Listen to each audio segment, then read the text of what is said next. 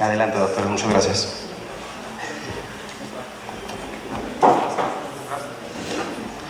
Pues muchas gracias por la invitación y pues esperando que este sea uno o el primero de muchas reuniones por los siguientes años, ¿verdad? Y que aprovechemos el momento. Queremos compartir este caso que algún día tuvimos con el doctor Cristian Ortiz, en su momento en Chihuahua, creo que no nos acompaña en esta ocasión, pero que se pudo trabajar de una manera muy agradable, muy entusiasta.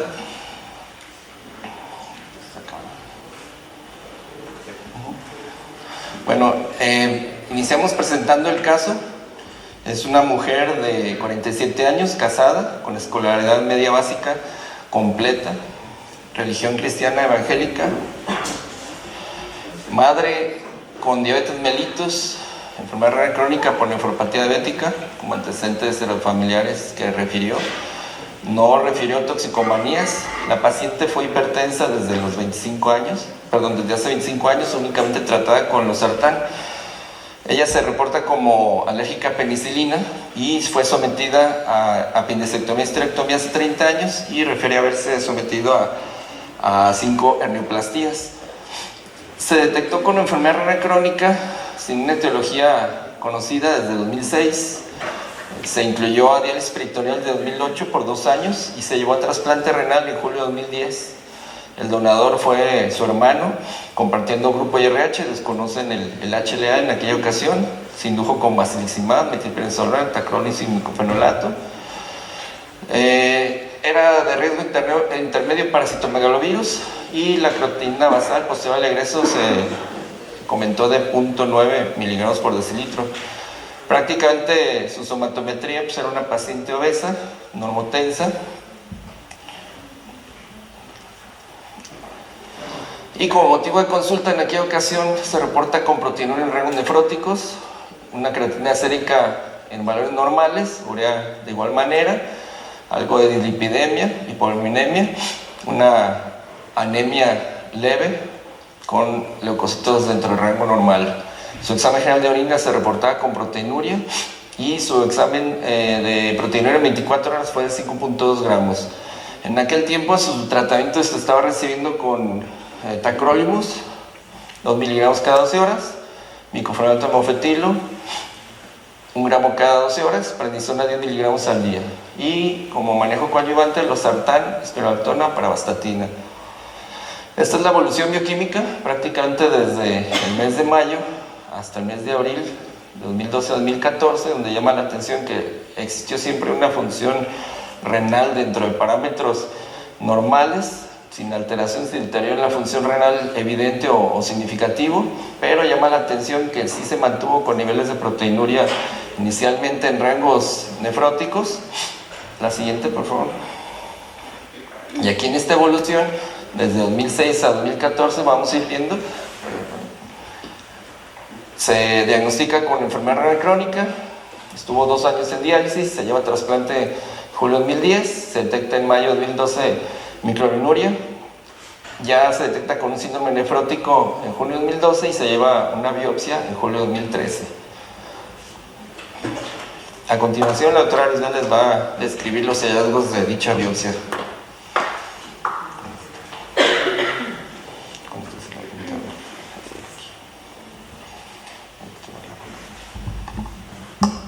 Bueno, en la evaluación de la biopsia, pues es una biopsia que desde la exploración en fresco, pues se vio que es una biopsia adecuada para diagnóstico, una biopsia que contiene bastantes glomérulos. Obviamente aquí se cortó la foto y no salió toda, pero es una biopsia bastante buena.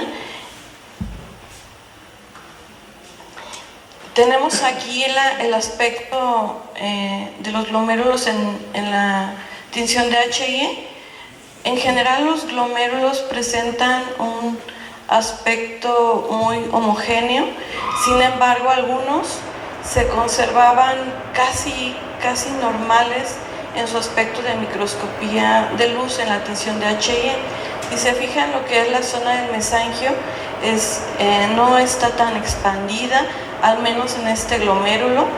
No tenemos glomerulitis, los capilares se encuentran abiertos, las paredes se ven casi normales.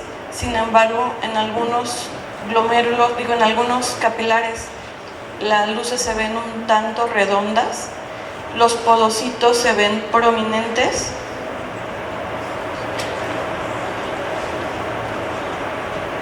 Y bueno, aquí tenemos a un ladito, pues los túbulos vaculados. Se alcanzan a ver algunos capilares peritubulares de aspecto, no sé, de aspecto vacío, o sea, no hay capilaritis peritubular.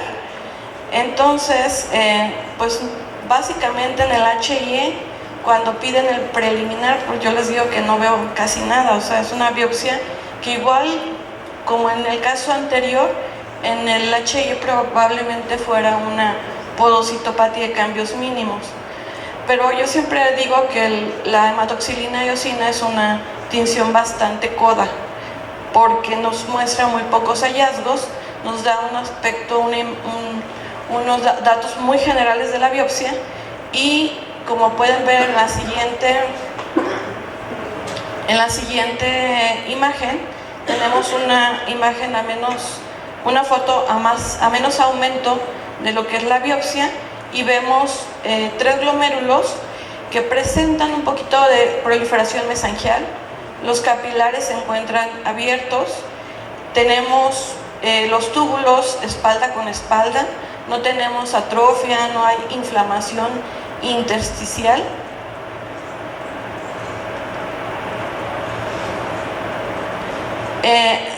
Un glomérulo evaluado con la tinción de Paz muestra a mayor aumento, pues los capilares exageradamente abiertos en sus luces, las paredes capilares se muestran gruesas, no tenemos glomerulitis, no vemos duplicación de las membranas, el espacio urinario se conserva, o sea, no tenemos una lesión proliferativa, y menos en esta glomérulo no tenemos tampoco datos de un rechazo mediado por anticuerpos.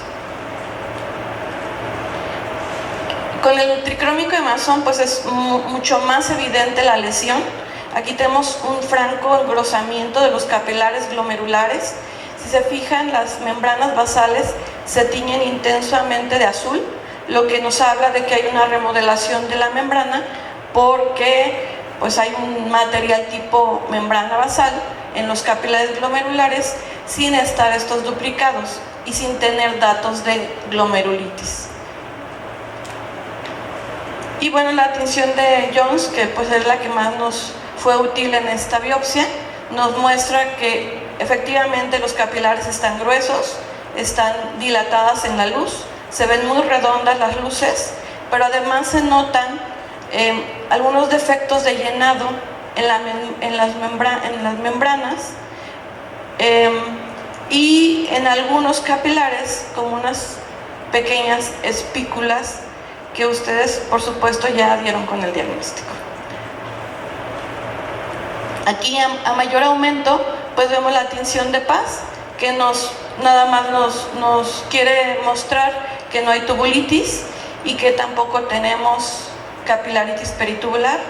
Las arterias se encontraron permeables, sin trombos, no vimos endotelitis tampoco, pero sí vimos un poquito de fibrosis de la subíntima en la arteria. Aquí esta tinción me gustaría que pusieran mucha atención. Tenemos un C4D sumamente positivo, muy intenso en lo que son el glomérulo, pero no en la zona del endotelio, sino que se está expresando en lo que son las capilares glomerulares con un patrón fino, granular, epimembranoso. Y algo también que deben identificar es que los capilares peritubulares no se tiñen, solamente están teñidos los glomerulares, y los peritubulares no muestran tinción. Las tinciones de inmunofluorescencia No es el orden que nosotros seguimos para el reporte de la fluorescencia, pero las pongo salteadas para que identifiquen que no tengo IgA, que no tengo expresión de IgM, C1q fue negativo y albúmina fue negativo. Vemos varios glomérulos, los identificamos perfectamente, pero todos estos fueron negativos para estas tinciones. Pero la tinción de IgG y la tinción de C3 fue positivo intenso en los capilares glomerulares con un patrón granular fino, epimembranoso o subepitelial, como le quieran nombrar. Lo mismo que kappa y que lambda, con el mismo patrón, un patrón fino, granular, epimembranoso. Con esto, pues nosotros llegamos al diagnóstico de una glomerulopatía membranosa post-trasplante. Y bueno, recuerden que estamos en el 2014. En el 2014 ya había mucha información relacionada con las probables etiologías de la membranosa o la relación de la membranosa con varios autoanticuerpos. Sin embargo, la verdad es que nosotros no teníamos el recurso para hacer la tinción de Pladocr. La tinción de Pladocr yo creo que llegó a México más o menos como en 2015. Entonces, en aquella ocasión, nosotros hubiéramos querido teñir todo esto en la inmunohistoquímica, pero pues no fue así. Pero afortunadamente, pues tenemos el material de parafina, el cubo de parafina, y recientemente, pues para documentar el caso, se realizó la tinción de Pladocr, la cual fue positiva con un patrón granular fino epimembranoso en el glomérulo. Ese es el resumen de las inmunotinciones. Importante identificar que es negativo IgA, IgM, C1q es negativo, y que no hay una dominancia para ninguna de las cadenas ligeras, esto por la edad de la paciente y la expresión pues de Pla2R. Con esto pues concluimos el caso con una glomerulopatía membranosa en el posttrasplante, con datos de inmunohistoquímica que sugieren una etiología relacionada a anticuerpos contra fosfolipasa A2. Este caso no tiene datos de cronicidad. No vimos un poquito de fibrosis de las arterias, y no identificamos una relación con un rechazo mediado con anticuerpos. Así. Y bueno, algunos datos de membranosa post-trasplante es que pues es una glomerulopatía no tan común en el injerto. Pero es mucho más común en el adulto que en el niño. La membranosa es muy rara en el niño, entonces todavía es más rara una membranosa post-trasplante en un paciente pediátrico. Sin embargo, pues la tasa de recurrencia, si se fijan, es muy extensa, desde 7 hasta 44%. Y este riesgo pues está muy relacionada con la presencia o no de anticuerpos contra fosfolipasa A2. Cuando el paciente tiene anticuerpos contra fosfolipasa A2 y se trasplanta, la posibilidad de recurrencia es muchísimo más alta. Por eso se tienen que negativizar cuando se va a trasplantar. Y bueno, pues es más frecuente que sea de novo y puede también relacionarse con otras patologías. La recurrencia en una biopsia la vamos a esperar generalmente en las semanas posteriores al posttrasplante, pero la glomerulopatía de novo generalmente es más tardía. Por eso pues este caso no podemos nosotros decir si es recurrente, no podemos decir si es de novo. ¿Por qué? Porque no se hizo biopsia del riñón nativo, pero sí podemos sospechar que fuera de novo porque la presentación de la proteinuria pues fue muy tardía. O sea, el síndrome nefrótico fue 4 años después del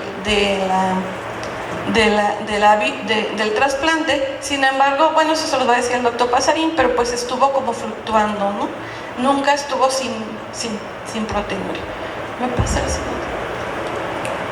Ahora, cuando nosotros vemos una membranosa post-trasplante, parece como fácil hacer un diagnóstico, pero no resulta tan simple, porque, bueno, aunque sí vemos que es una glomerulopatía que tiene características muy particulares, donde lo que define la membranosa es la remodelación de la membrana y que el capilar presenta, o los capilares presentan un engrosamiento homogéneo y difuso, y las irregularidades son fácilmente identificables con la tinción de plata y que, bueno, se caracterizan por esos hallazgos que ustedes se aprenden perfectamente en la residencia, como las espículas, pero que la verdad a veces ni siquiera parecen espículas, sino que a veces se ven más bien como burbujas, como defectos de llenado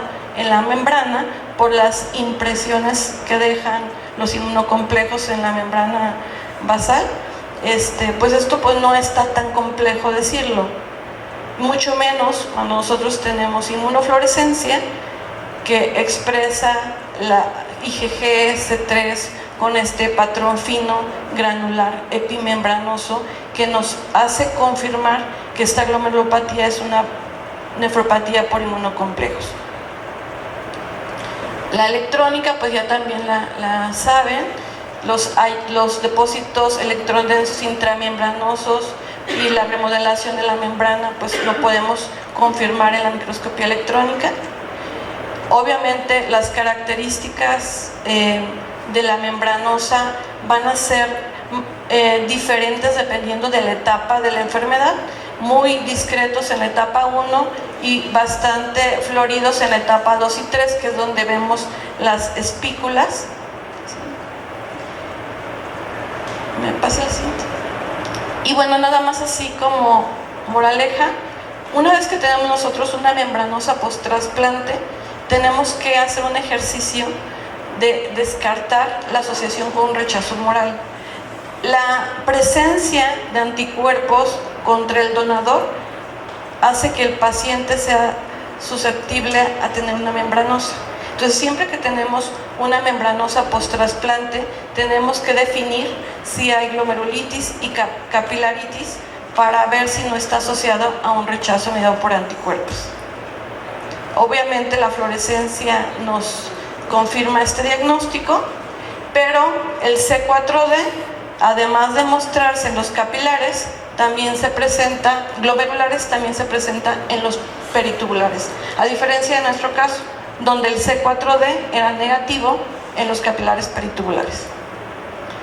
Y también tenemos que hacer un diagnóstico diferencial con la nefropatía lúpica post-trasplante. Sabemos que la recurrencia histológica de la nefropatía lúpica es mayor que la recurrencia clínica. Es decir, que si no le hacemos fluorescencia a las biopsias de trasplante a todas, no vamos a diagnosticar esta recurrencia. Y bueno, cuando recurre como clase 5, pues también se puede presentar con una histología habitual de capilares que presentan remodelación de la membrana y muestran espículas. Pero la fluorescencia va a ser diferente. Aquí vamos a tener una casa llena y en caso de que nosotros tengamos un paciente con lupus que tiene una membranosa y no tiene casa llena, estamos obligados a también hacer un PLA2R, porque la asociación de nefropatía membranosa en pacientes lúpicos con anticuerpos positivos para PLA2R es muy alta, ¿sí? Y bueno, ya por último, aquí esto nada más es para concluir la parte de patología y decirles que el diagnóstico de la membranosa no nada más es por patología, se tiene que tener todos los datos adicionales para poder llegar a una etiología específica y darle un nombre y apellido a la nefropatía.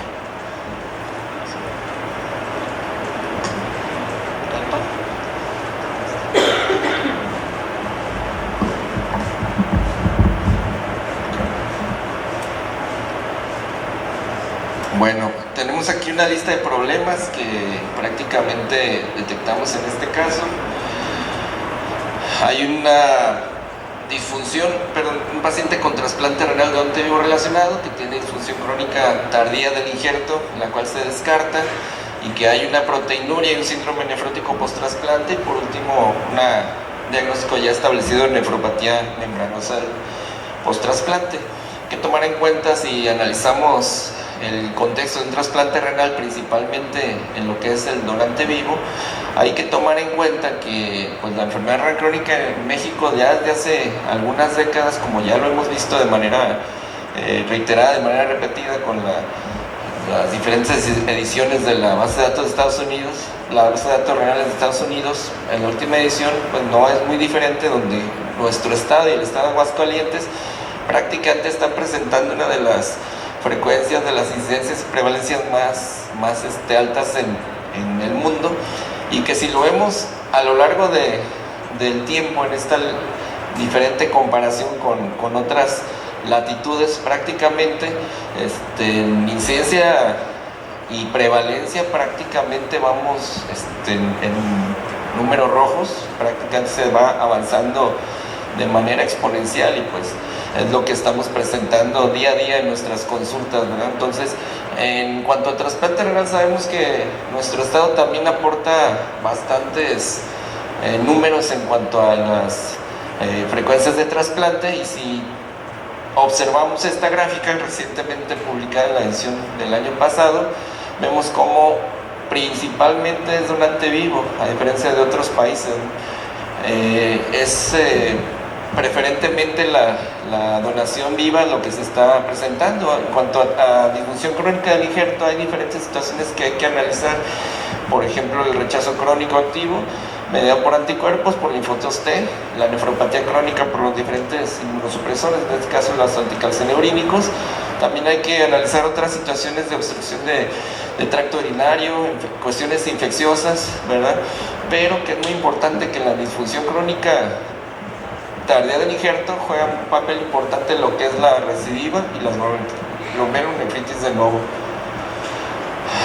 Hablando de proteinuria y el síndrome nefrótico post-trasplante, estas son unas comunicaciones ya de hace varios años, donde prácticamente aquí ustedes pueden ver cómo el hecho de tener proteinuria en diferentes rangos repercute importantemente en las tasas de sobrevida del injerto, ¿verdad?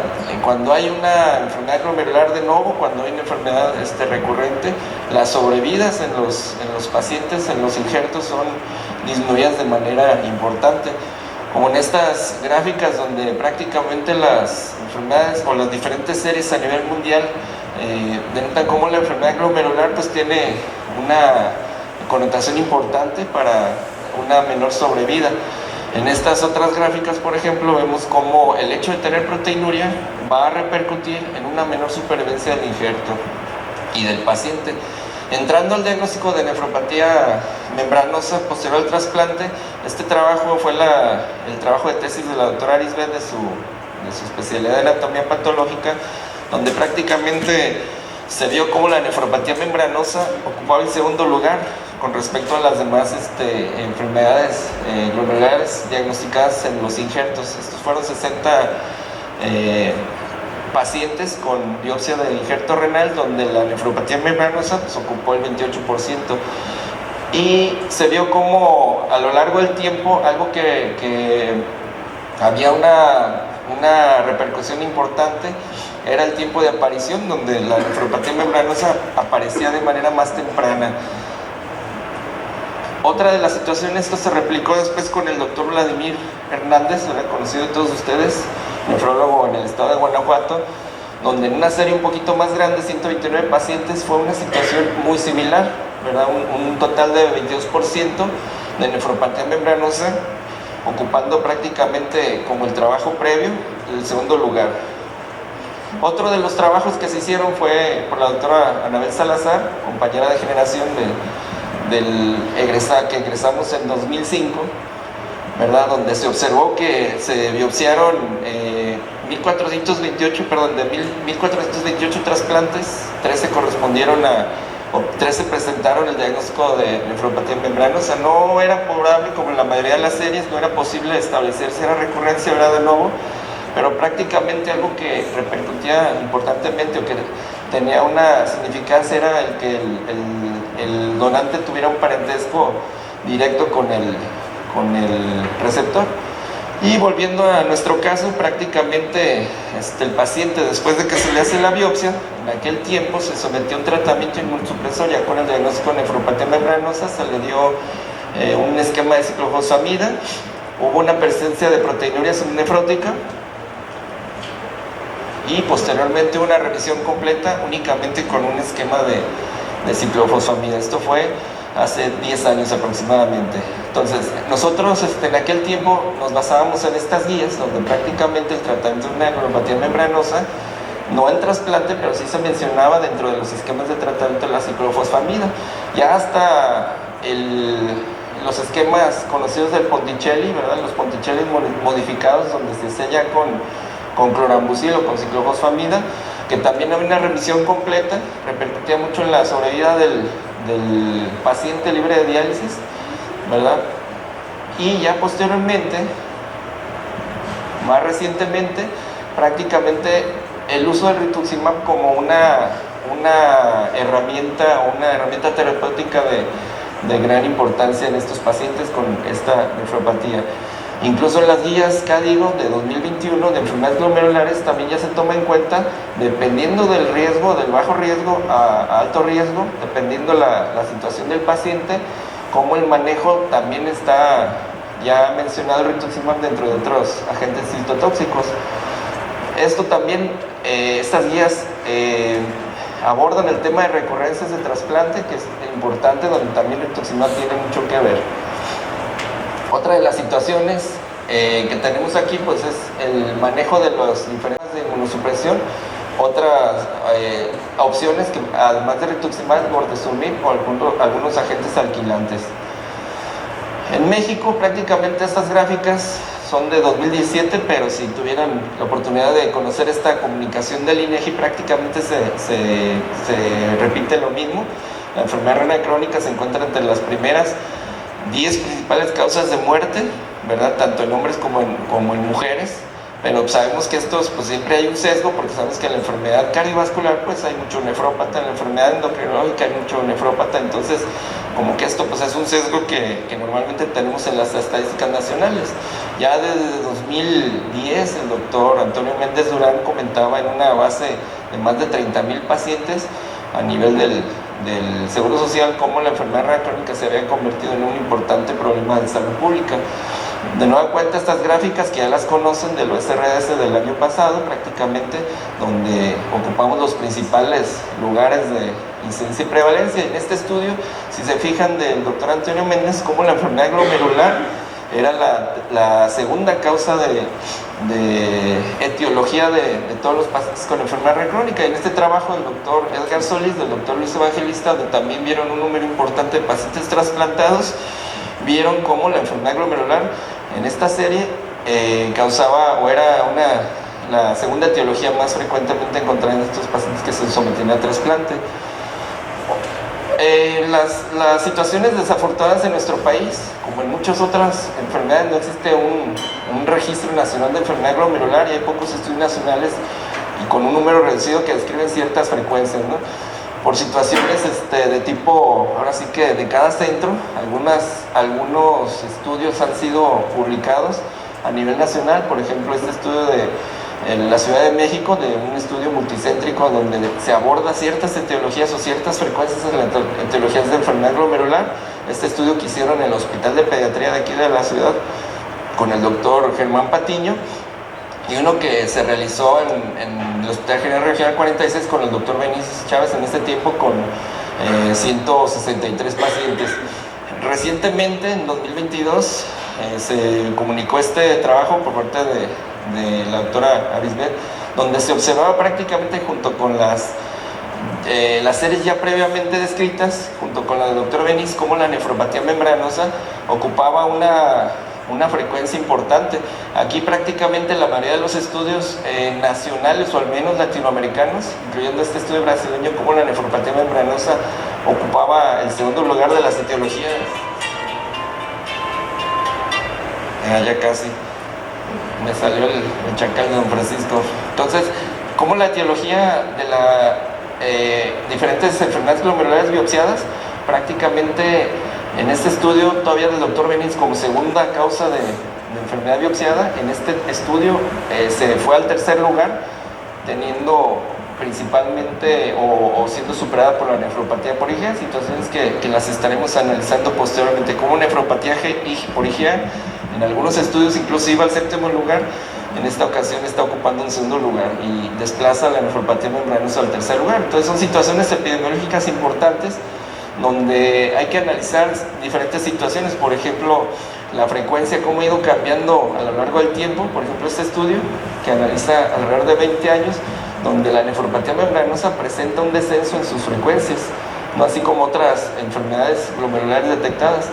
Y la progresión a daño crónico en las diferentes neuropatías, como la nefropatía membranosa, también tiene una progresión nada despreciable con respecto a otras enfermedades glomerulares.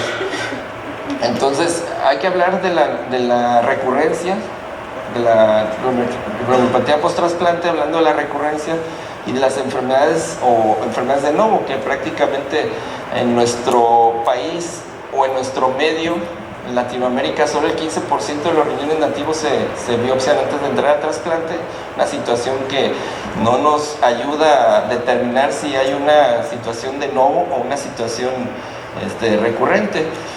Hay que conocer cómo la supervivencia se empeora con cualquier tipo de glomerulopatía post-trasplante, ¿verdad? Y por ejemplo, en este caso, se sabe que la enfermedad o la nefropatía membranosa tiene una lenta progresión y no se considera una contraindicación para el retrasplante. Sin embargo, el riesgo en estos casos pues, es desconocido. Todos los subtipos de glomerulopatía recurren al posterior al trasplante con una prevalencia variable del 3 al 15%, una frecuencia que es subestimada por las diferentes situaciones que hemos comentado previamente, las diferentes situaciones que nos conllevan a practicar una biopsia renal en estos pacientes, la presentación clínica que es muy irregular, y esto que fue un estudio una revisión que hicieron en la revista mexicana de trasplantes, el doctor Monteón, el doctor Evangelista, donde analizan diferentes limitaciones para el diagnóstico de las enfermedades glomerulares posteriores al trasplante. Todas estas situaciones que más de algunos nos hemos encontrado en alguna ocasión. Factores para recurrencia, por ejemplo, la nefropatía membranosa es una de las que se menciona una concentración de anticuerpos para antiplados R ya de hace una década prácticamente, ¿verdad?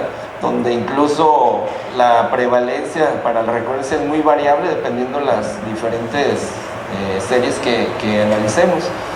Y una cuestión muy importante también es la situación de diferentes biomarcadores con los que contamos hoy en día, por ejemplo los anticuerpos antiplados R tanto en suero como en tejido renal, y pues en diferentes entidades también la presencia de diferentes marcadores que dentro de la medicina de precisión que hoy en día escuchamos de manera muy rimbombante, entre más precisos, parece que desconocemos un poquito menos. Aquí, por ejemplo, este estudio que conocen ustedes de 2023, donde se menciona la glomerulopatía membranosa, como el 55% puede ser ocasionada por antiplados R, pero tenemos un 45% de situaciones que entre más precisos queremos ser, creo que tenemos un poquito menos de precisión. Entonces, con esto quiero finalizar el caso. Agradezco la invitación a los organizadores, ¿verdad?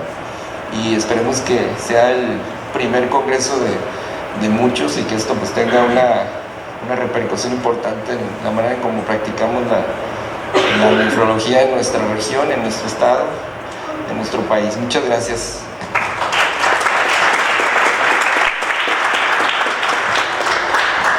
Muchísimas gracias, doctores.